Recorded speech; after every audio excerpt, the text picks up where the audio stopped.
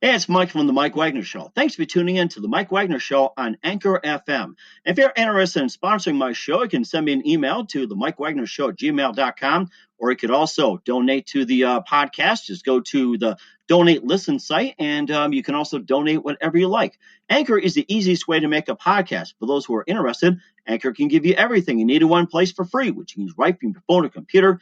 We've got creation tools, allows you to record and edit podcasts so it sounds great, and they'll distribute the podcast for you so it can be heard everywhere. Spotify, Apple, Google, many more. And you can make money from the podcast with no minimum listenership. So download the Anchor app for free or go to Anchor FM to get started.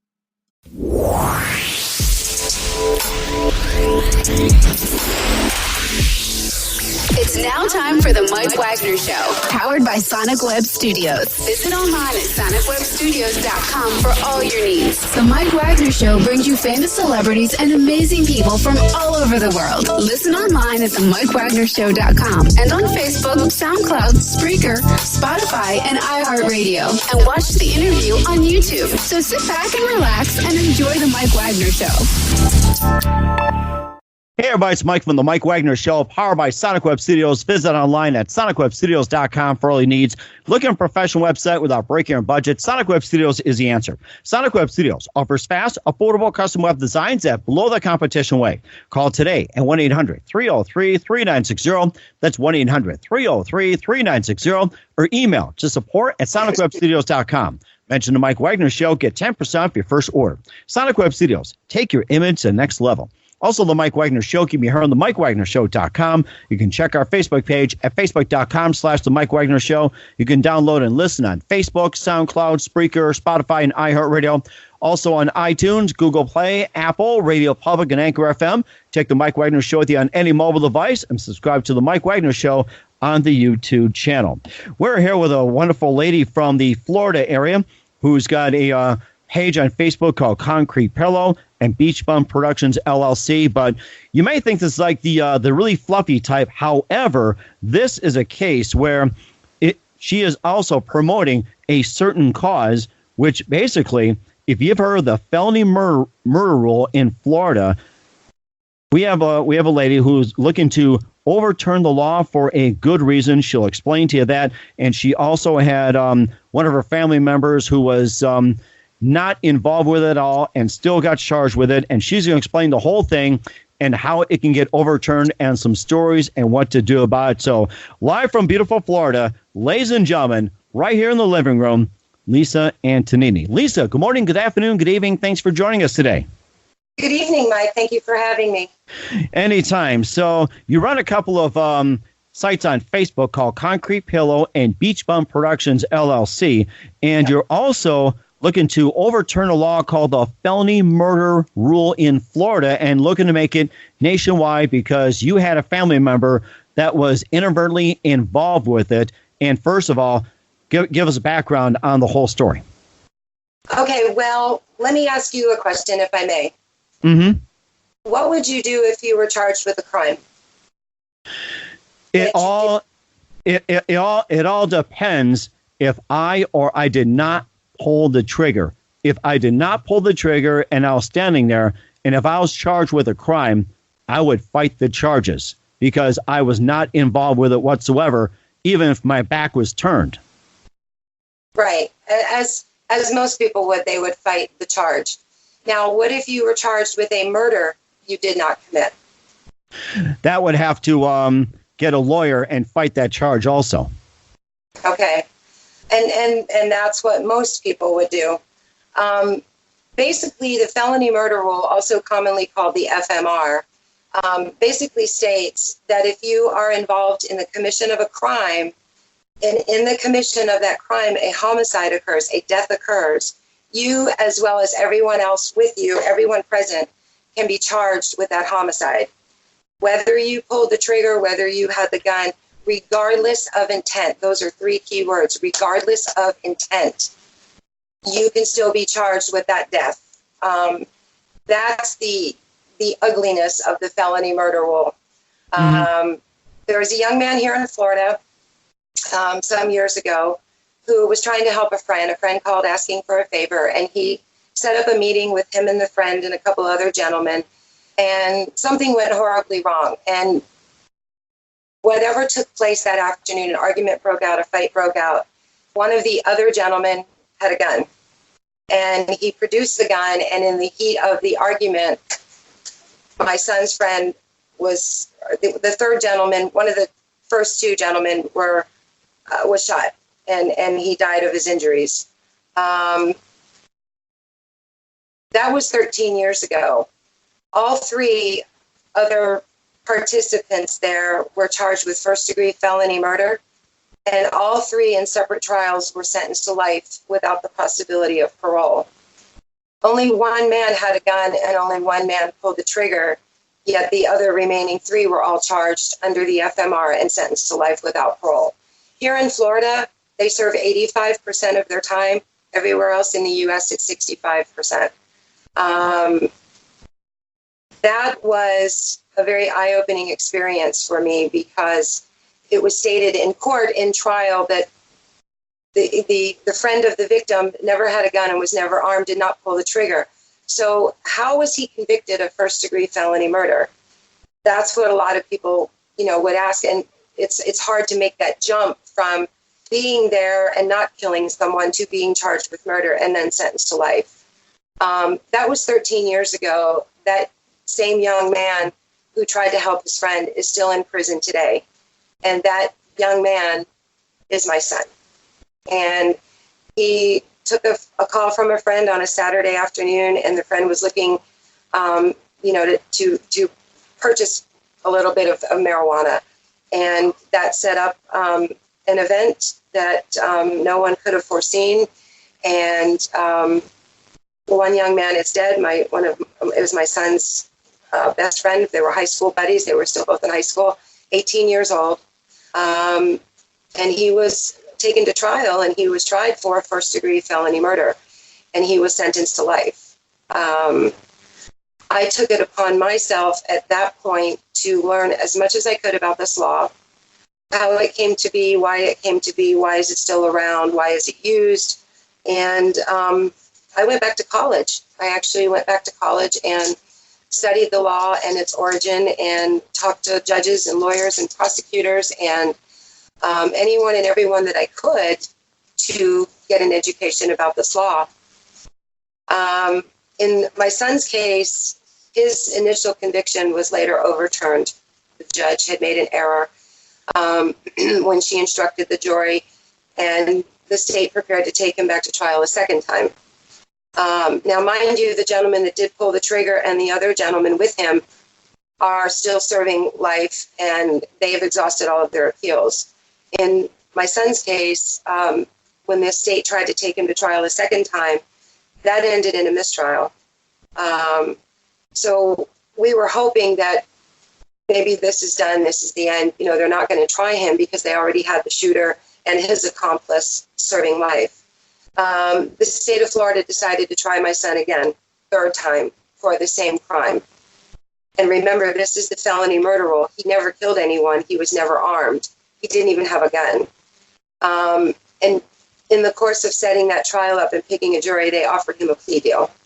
And he felt he had no choice but to take the plea deal, because the other alternative was to go through trial again and possibly get found guilty again and get convicted and sentenced to life.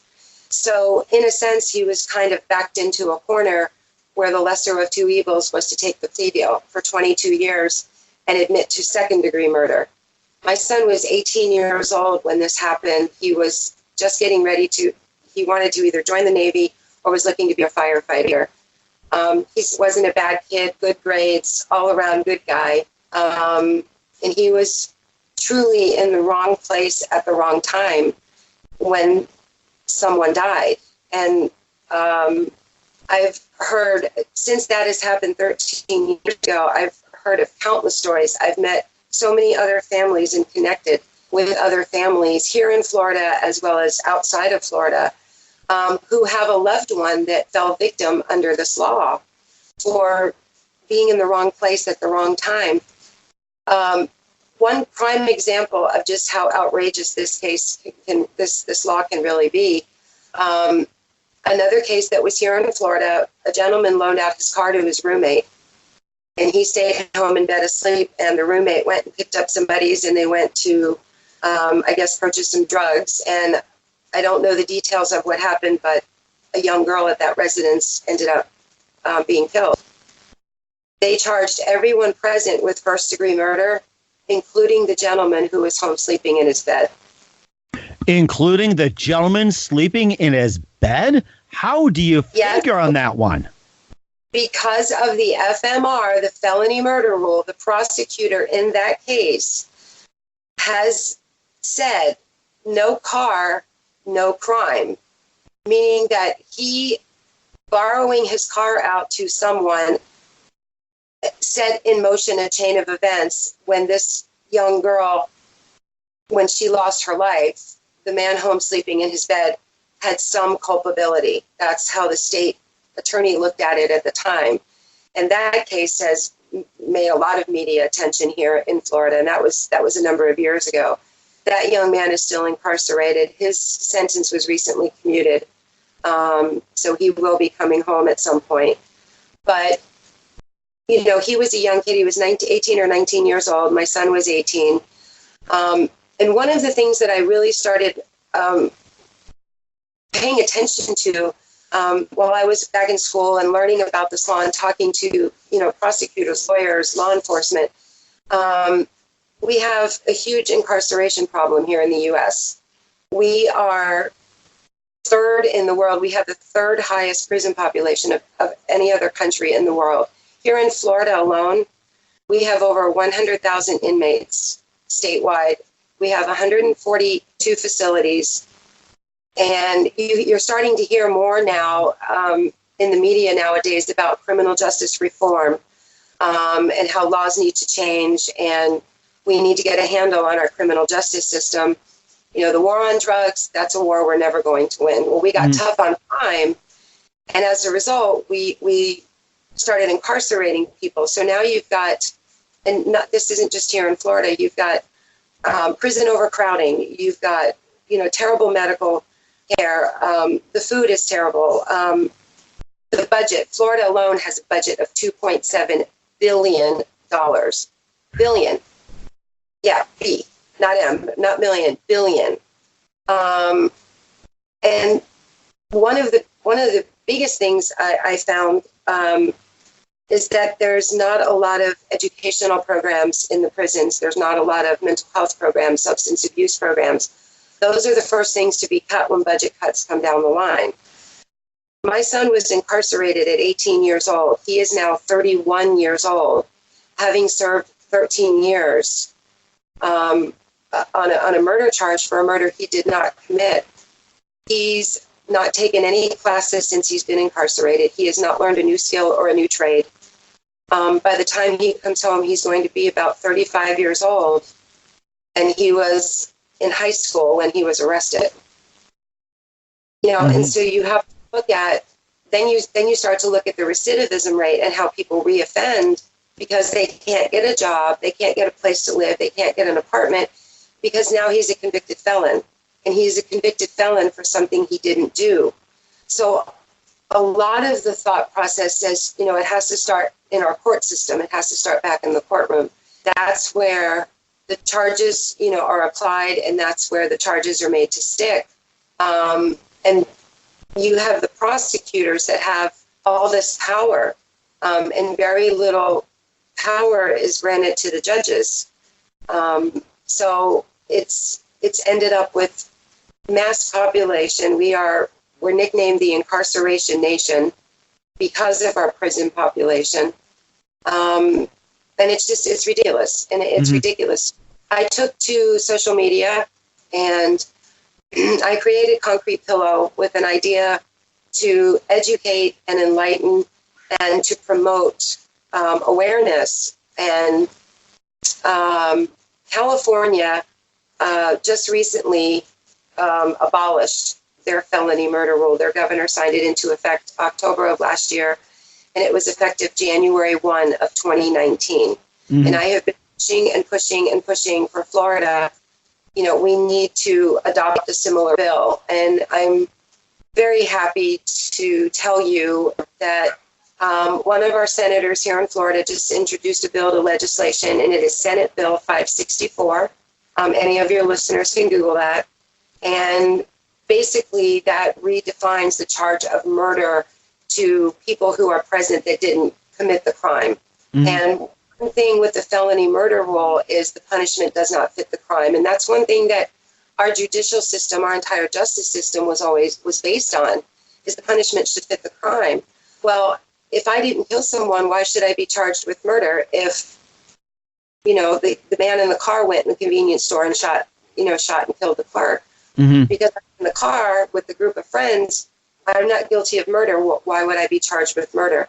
Mm-hmm. And over the years, as I've talked to people ask these questions. And it's like, how is that possible? And how did we get to that point? And that's why I took to social media and joined a lot of support groups and other families who have loved ones incarcerated and fight to have this law. There's only 4 states right now in the United States that have dropped the felony murder rule. And the states are? Hawaii, Kentucky, Michigan, and Ohio, and now California. Okay, and also another question, which I don't think we've gotten to so far, that how did the felony murder rule first begin? The felony murder rule actually began in 17th century England. So it came over from England, and just a touch of irony there, England has now abolished the use of the felony murder rule, citing it cruel and unusual punishment. The United States is the only country in the world that still uses some form of the FMR. Mm-hmm. So the U.S. is the last one to use FMR then, correct? Is the last one to use it? Yes, well, the last country. We're still holding on to it in 45 states now, including California. Mm-hmm. I'm sorry. And of course, another question is, which kind of comes to mind, how does the FMR benefit anyone, and who actually does benefit from it? So that's a question I really have. It sounds like it really doesn't benefit anybody. No, and one of the things, I think a lot of the proponents would probably say is that it's a deterrent. It's a crime deterrent. No, it's not. It hasn't. It hasn't affected the crime rate.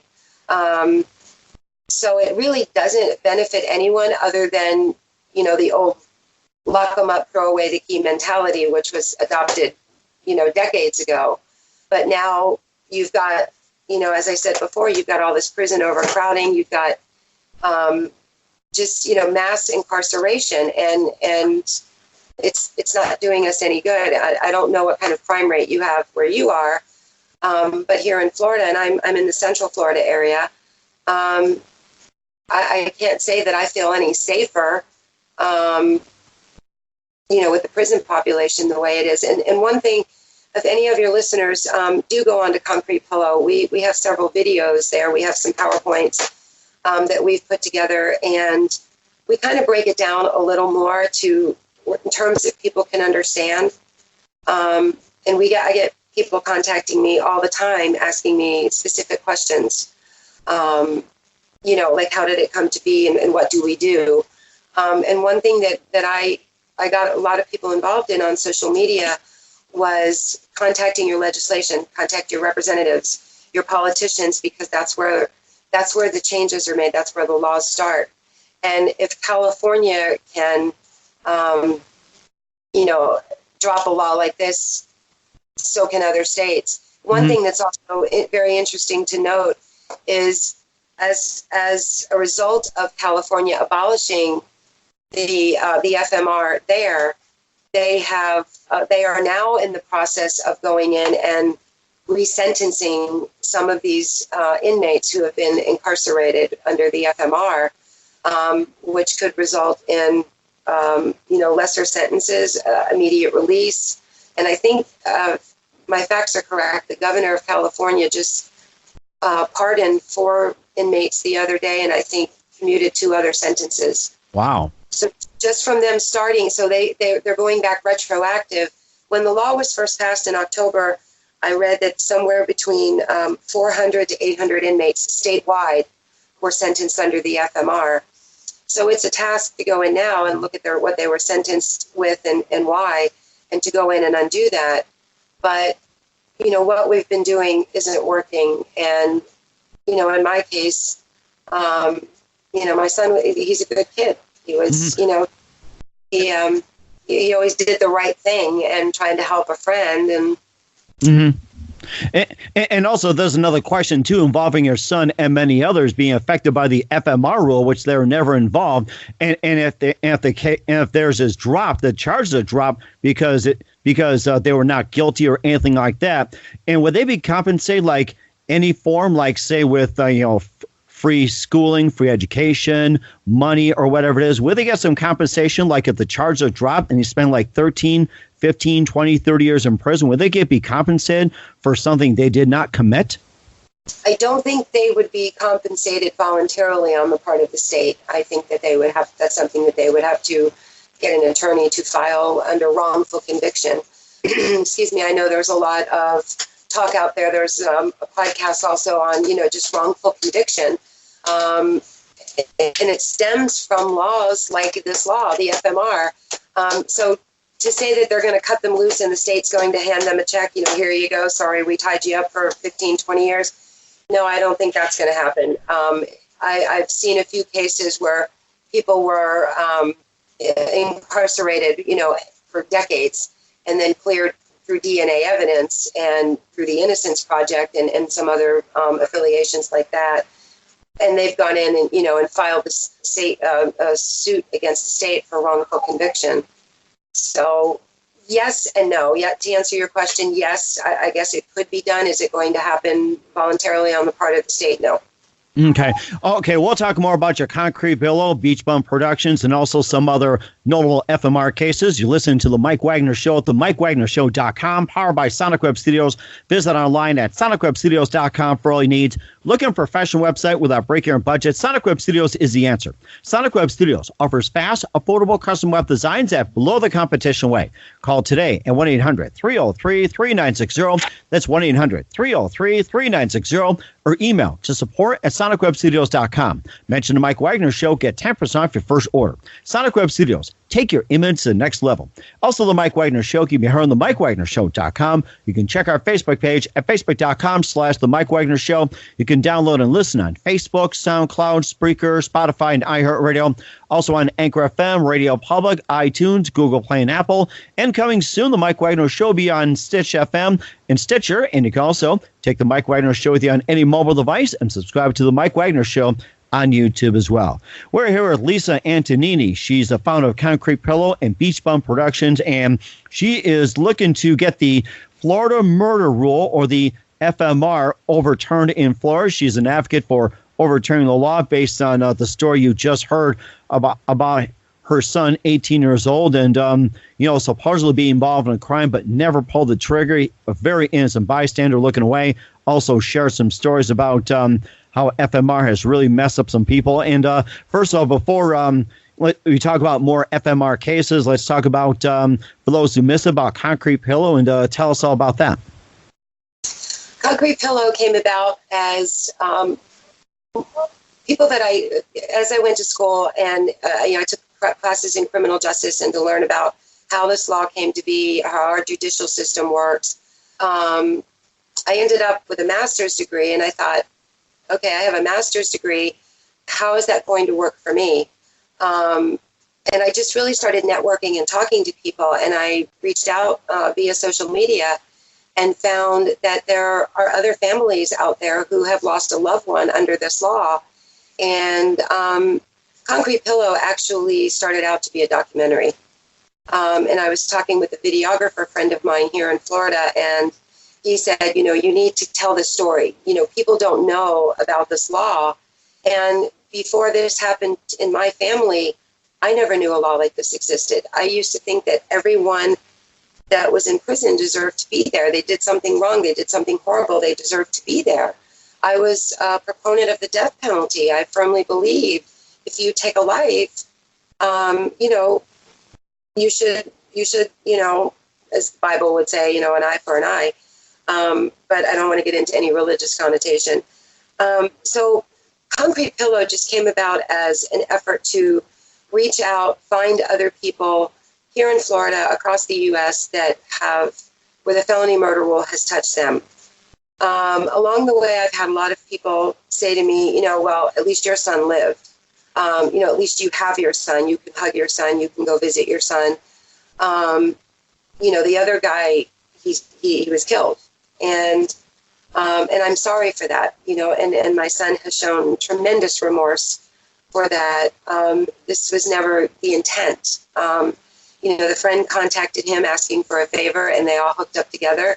And one of the other gentlemen they hooked up with had a different idea in mind. And when you watch some of the videos on Concrete Pillow, one of the presentations we put together is you can't impeach what's in someone else's mind. I am no more responsible for anything that you do than you are for anything I do.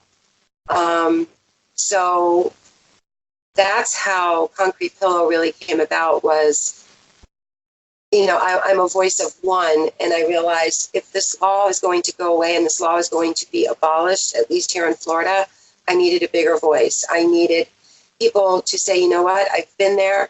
I have a loved one incarcerated, and I want to help. I want to do whatever I can. We've gone after legislation. We've written to politicians, emails to representatives. There's videos up right now telling our politicians, we need to make this law go away. This law does not serve any good. The cost to house an inmate for 1 year in prison is over $40,000, and we have over 100,000 inmates in prison throughout the state of Florida right now. You do the math. What good is this law doing? Mm-hmm. If the punishment should fit the crime. That was one of the fundamentals that our system was founded upon. And in this case, the punishment does not fit the crime. Mm-hmm. So Concrete Pillow was to get a bigger voice and support in, saying, hey, we need to change this. Now, before we get to Beach Bum Productions LLC as well, too, now, with the overturning of the FMR legislation and proposal, any plans of it having go to Washington, D.C. and try to get through the House of Representatives, the Senate, and also the Supreme Court? I would like to, but I'm starting in my own backyard first. So I decided to tackle Florida first. And if we can get it dropped here, I have no problem showing up at the Capitol in Washington, D.C., and I would pay a visit to President Trump if I had to. But a lot of things were done. That's another interesting point. A lot of things have been done to address the prison system on a federal level. I think you've probably heard of the First Step Act, and they've gone in and released quite a few inmates, federal inmates, serving federal time in a federal prison. And the FMR does stand in federal court as well. But I bit off enough that I could chew right now, and I thought starting right here in my own backyard would keep me out of trouble for a little while, keep me on the right path. I have no problem getting in front of a politician and telling them this law stinks and it really needs to go away. Mm-hmm. Well, we hope you make your way up to Washington and keep us up to date. And also, Beach Bum Productions LLC is second of your ventures, and tell us about that. Beach Bum Productions LLC was created as a umbrella to have Concrete Pillow under that umbrella. But I do promote Beach Bum Productions, and when we started, we wanted to do a documentary. We were going to produce it as under Beach Bum Productions, and when you watch the videos on Concrete Pillow, you'll see that they were produced by Beach Bum Productions, which is us. So it's just like a parent place to put, keep Concrete Pillow and file my state, my information with the state as having an LLC. So that's really what Beach Bum Productions is all about. And of course, another question too. I saw there were some other similar FMR cases on your Concrete Pillow and Beach Bum Productions. And what are some of the notable FMR cases that has come up as of late as we speak? As of late, I can't say that I'm aware of any cases where it has been applied and someone was carted off to serve life without parole. Most of the support groups that I'm in on social media, on Facebook, have already had someone convicted under this law. Here in Florida, I haven't heard of anything happening recently. I know there was a couple of young men, I believe it was Chicago or Illinois. They stole a car, and they were running from the police in the stolen car. And one guy jumped out of the car and ran away from police. And the other, I guess the driver of the car, was shot and killed by police while they were in pursuit.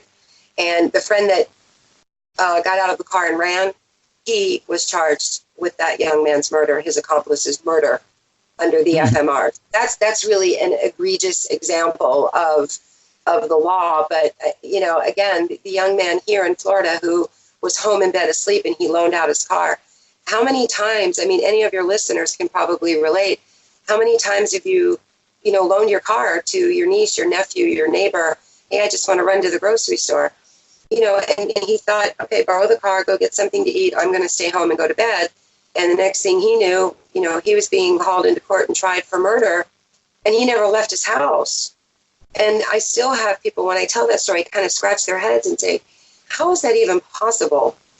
And the prosecutor there said he was, for lack of a better word, the word escapes me at the moment, he allowed that crime to happen because he loaned out his car. But of course, the big problem is that who knows he was going to commit a crime?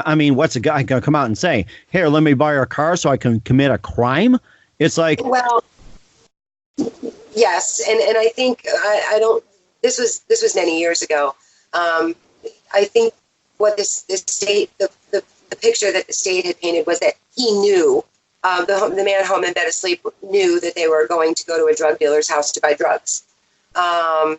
So with that being said, you get a jury, okay, there's drugs and there's, a young teenage girl and there was a gun and somebody ended up dead, then everybody needs to pay for that crime, including the guy who loaned out his car. And that's, in essence, how the FMR works. And regardless of intent, that is three hugely important words, regardless of intent. The state can try you for that murder, regardless of your intent. And you can just be in the wrong place at the wrong time. Another example, a couple of teenagers all in the car getting ready to go to the beach for the day, spend a day at the beach. They pick up another person that they all knew as an acquaintance, and they wanted to stop off at a convenience store. The kid that they had picked up went in the convenience store, and while he was in there, he robbed the store, and he shot the clerk, and the clerk died of those injuries, got back in the car with his friends, took off to go to the beach.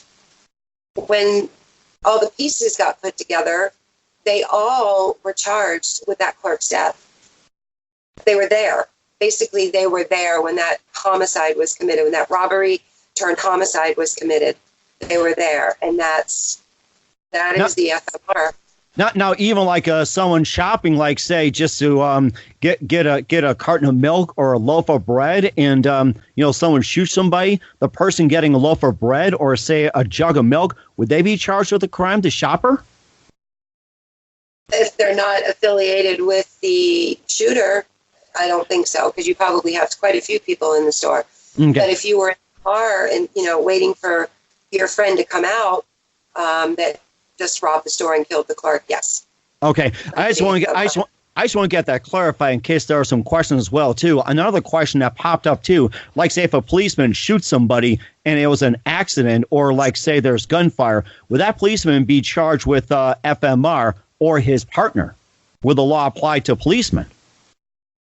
I think that the law could apply to anyone. I have not heard of any cases where it has applied to law enforcement yet. But you hear a lot of stories nowadays about the police and shootings, and but I have not heard of any cases yet where law enforcement has been charged with the FMR. And I am by no means an expert on this. I'm a mom, and this happened on a Saturday, And I was working 2 jobs as a single mom, and I came home Saturday night. I was tired. I went to bed, saw my kids, said hi. Both my sons said hi, went to bed, woke up the next morning with the police showing up at my door with a warrant for first-degree felony murder for my son, my youngest son, who is the 18-year-old. And, this was 7 o'clock on a Sunday morning, and I'm looking at them and going, you've got the wrong house. You've made a mistake. No, we didn't, And then as things were told to me, they spent half a day searching my house, thought they were going to find a gun, thought they were going to find bloody clothes, and took my son out of his bed in handcuffs 7:30 in the morning, and that was the last time he was a free man. Oh, my gosh. That was 13 years ago, and he's still in prison today, and I'm fighting like hell. Mm-hmm. And also, too, like with school shootings as well, too, I'm thinking about it, too, where the FMR would apply as well. It's like we're just trying to cover every base in every situation possible. I would imagine so, if there's an accomplice or the felony murder rule. If someone in the school shootings, I think when the shooter does not end up dying themselves, they're charged with multiple homicides. So I don't think the FMR applies there. I think it's just 2, 3, 4 murder charges depending on the number of victims. So I don't think that's a situation where the FMR is applicable. Okay. Because the thing is that, again, going back to those 3 words, regardless of intent. So, if 2 people are together and they're going to the school with the intent of doing damage at the school, and someone dies, then yes. But if I'm with you and I can't impeach what's in your mind. If you have other things on your mind besides us just going to a convenience store and then going to the beach or going to the amusement park for the day or whatever, how am I supposed to know what you're thinking? Mm-hmm. That's quite understandable. We're just covering the bases here, and what to do about this, we'll cover that in just a second. You listen to The Mike Wagner Show at themikewagnershow.com, powered by Sonic Web Studios. Visit online at sonicwebstudios.com for all your needs. Looking for a professional website without breaking your budget? Sonic Web Studios is the answer. Sonic Web Studios offers fast, affordable custom web designs at below the competition way. Call today at 1-800-303-3960. That's 1-800-303-3960, or email to support@sonicwebstudios.com. Mention the Mike Wagner Show. Get 10% off your first order. Sonic Web Studios. Take your image to the next level. Also, the Mike Wagner Show can be heard on the MikeWagnerShow.com. You can check our Facebook page at Facebook.com/the Mike Wagner Show. You can download and listen on Facebook, SoundCloud, Spreaker, Spotify, and iHeartRadio. Also on Anchor FM, Radio Public, iTunes, Google Play, and Apple. Also coming on Stitcher as well, too. Take the Mike Wagner Show with you on any mobile device and subscribe to the Mike Wagner Show on the YouTube channel. We're here with Lisa Antonini, the founder of Concrete Pillow and Beach Bum Productions, LLC on Facebook. She is also an advocate for getting a law overturned called the Felony Murder Rule. We've been discussing that, especially involving your son. And, of course, just a few more things to wrap up as well. You've been fantastic, and give us an update. We'll have you back on, too. And what can one do to help overturn FMR? Or it's like, what can one do to basically just go out there, legislation, support a cause, and just get the ball rolling trying to fight it? And that's really it. And that's how Concrete Pillow came to be, is to just promote awareness. But I also had another goal in mind. How do I get this law to go away? And not just in my son's case, but I've met countless families who, through visitation, and I've been doing visitation now at prison for 13 years, and met other families and their loved ones, their inmates. And it starts at the political level. It starts with the representatives and the Senate and legislation in the state to decide to abolish this law and hold people accountable for the crime that they did commit. So if you're, listening in Texas or Nebraska or New Jersey, and you know someone that's been incarcerated under the felony murder rule, I would say the first thing that you can do is you have to start at the political level, because that's how you get a law changed. That's how you bring about a law and change a law. And that's exactly what I did. I gathered enough people, enough support. Like I said, I'm only one voice. And I realized I needed a bigger voice. I need to be heard. I just started gathering support. And I have numerous other support groups that I'm in, advocacy groups where we are all advocating for the same thing, and that's ending life without parole, doing away with the felony murder rule, ending wrongful convictions, again, going back to letting the punishment fit the crime. So there's a lot of changes that can be under the specific laws, but the FMR particularly, because it really doesn't do us any good. There's no good that comes of it. And of course, one more thing before I wrap up as well, too. I forgot to ask you this. Which states are the most lenient and the most strict when it comes to FMR, to your knowledge? The most strict, Florida, California, Texas, and probably New York.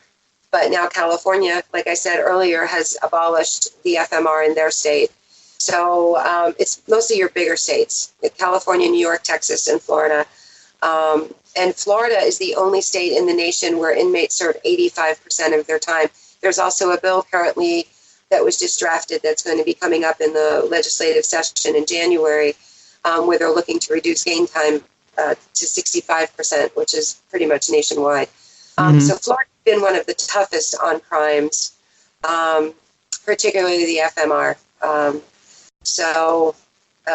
still learning, as I go. I'm meeting people every day that reaching out to me and saying, hey, I saw your story on Facebook and I'm on Concrete Pillow. What can I do? Just you got to push the lawmakers, the politicians. That's where the change has to start. And a lot of the naysayers will say, well, this is a deterrent. It'll keep crime down. No, it doesn't. It really doesn't.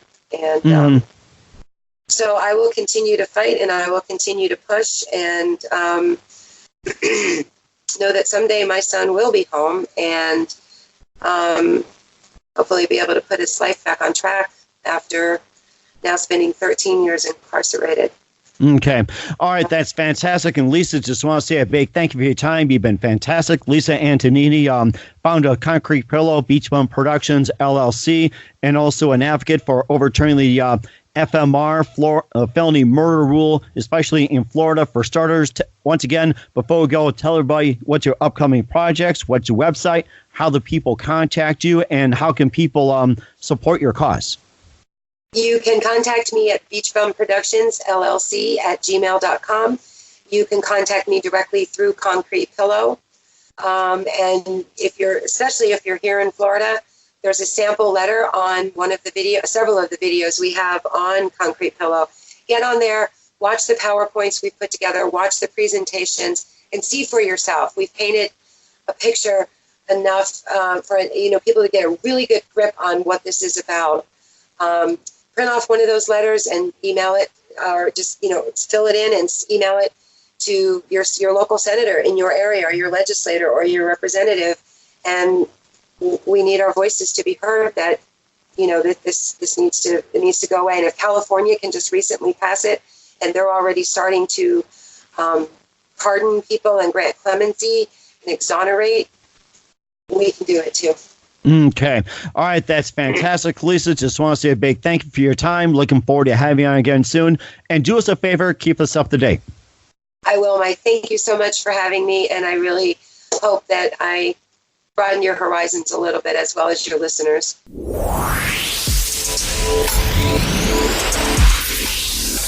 Thanks for listening to The Mike Wagner Show, powered by Sonic Web Studios. Visit online at sonicwebstudios.com for all your needs. Listen online at themikewagnershow.com and on Facebook, SoundCloud, Spreaker, Spotify, and iHeartRadio. And watch the interview on YouTube. Also, become a sponsor of the program or donate today at themikewagnershow.com. Join us again tomorrow for another episode of The Mike Wagner Show.